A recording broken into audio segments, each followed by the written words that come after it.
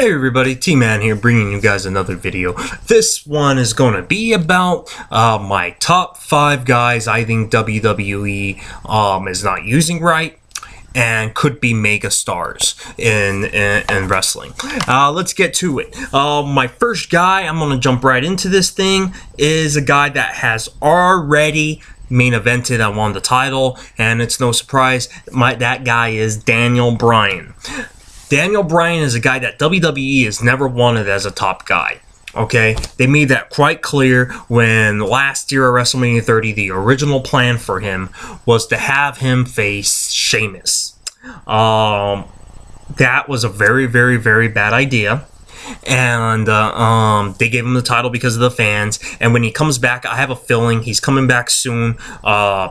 I think probably around Royal Rumble. I wouldn't be surprised if he came back in the Royal Rumble and then got thrown out with whoever he's going to feud with next. But I have a feeling that Daniel Bryan is not going to have a really big plan when he comes back. WWE's not going to have a really big creative plan for him, and that he's probably just going to die on the wayside. I don't think he's going to be a very big name. I could see that already. I think the fans are going to be in it for a little while, but I think eventually he's just going to subside, which is really a waste of a WrestleMania main event. When they come back, they should really beef this guy up. Yeah, continue with your regular plans with putting I'm not saying Daniel Bryan should main event WrestleMania 31 again. I think they should continue with the plan with Roman Reigns, but they need to book Daniel Bryan as a top guy. So Daniel Bryan is one of the guys of my 5. Number 2 is Jack Swagger. I think Jack Swagger, okay, here's a guy that was a former World Heavyweight Champion,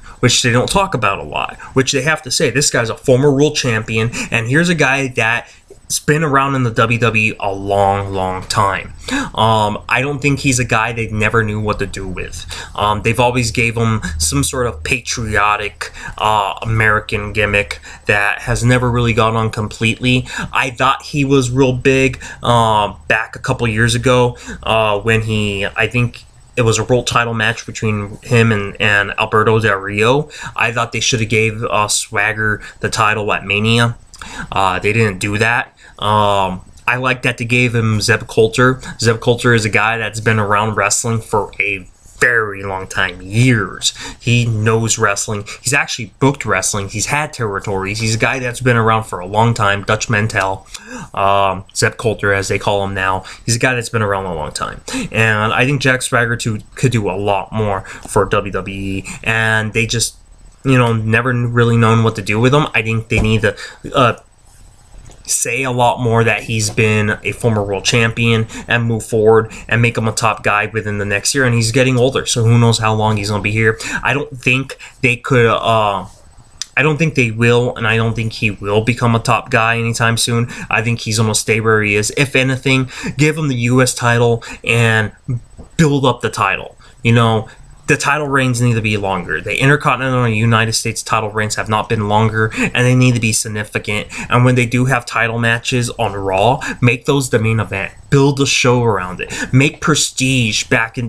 Give prestige back to the titles. I mean, I was watching old WCW matches and Clash of the Champions or certain episodes. The main event would be the U.S. title if the world title wasn't on the line. That's what they need to do with the United States and Intercontinental title. Sometimes you'll have Intercontinental and United States title matches on Raw, and they're not build up. They're just on maybe the first match on the card or somewhere in the middle. You need to build those titles up. Give them prestige again. Promote it as a main event on Raw.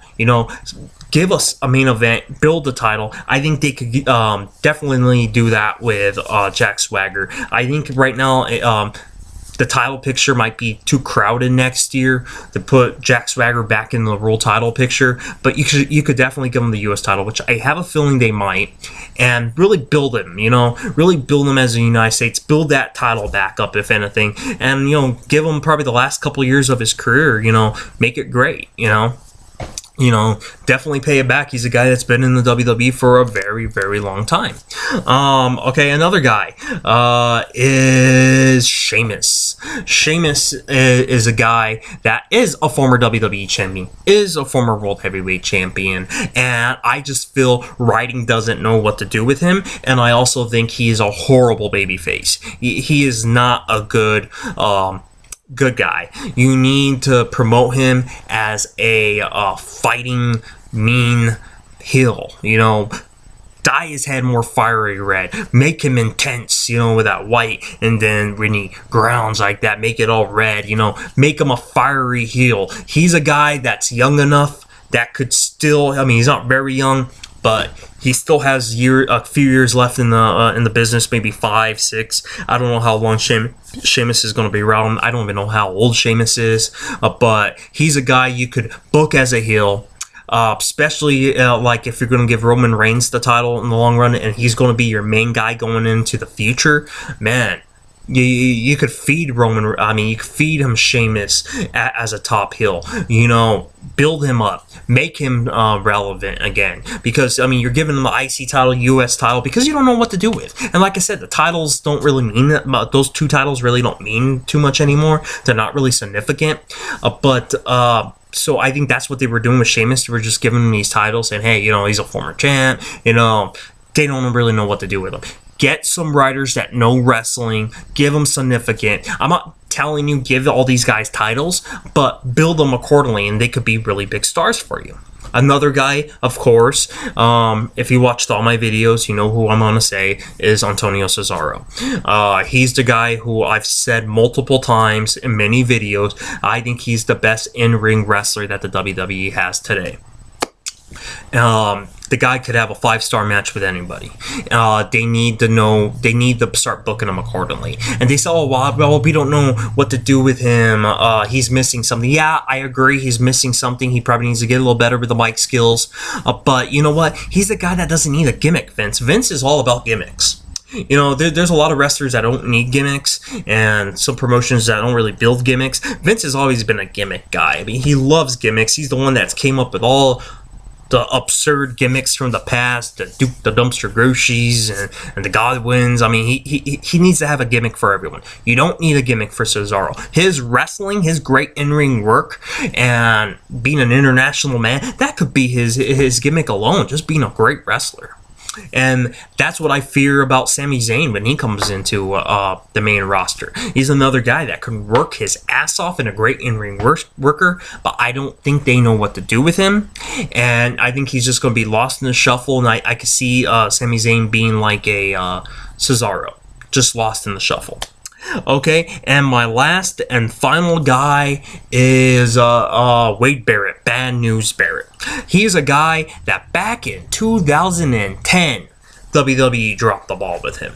He was so red hot as a heel with the Nexus storyline in 2010. Man, after that storyline, they dropped the ball with him. They could have built him as a main roster guy. In the last 4 years, we could have seen him as a main pay-per-view guy. But instead, they didn't know what to do with him.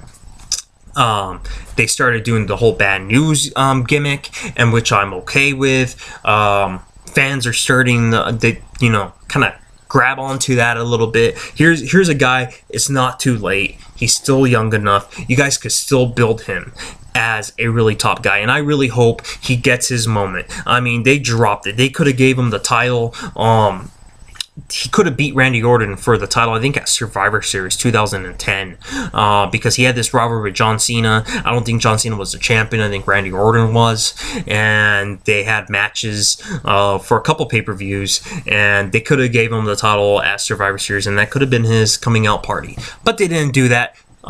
Again, and at the time in 2010, the writing wasn't horrible. I really liked the Nexus storyline. If you guys remember, you guys could see that, and it came ahead at SummerSlam 2010. I was actually at that pay-per-view in the Staples Center. I was actually there.